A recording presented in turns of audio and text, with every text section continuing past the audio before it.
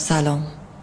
این نامه را نوشتم که بگویم اگر به تو گفتم دوستت ندارم دیگر، به تو گفتم برو، اگر به اجبار نقاب سنگ دلی به چهره زدم، باور نکن، نرنج، مجبورم پا روی دلم بگذارم، مجبورم از پاره تنم جدا شوم، اما در این نامه اعتراف میکنم از این به بعد هرگاه ماه را ببینی، ماه نگاه من است خیره به تو، و هرگاه زیر باران خیس شوی، آن اشک من است در فراق تو.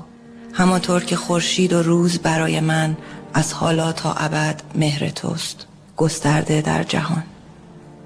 یاد اولین روزی که با هم قدم شدیم میافتم و شعری که خواندی و حالا معنایش مشخص شده است.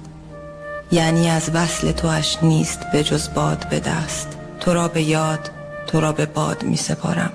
می توانیم، تاب خواهیم آورد. ما خاطره ها و رویاها و ماه و باران را هنوز داریم. تنها مرگ است که چاره ندارد عزیز من، تنها مرگ است که چاره ندارد.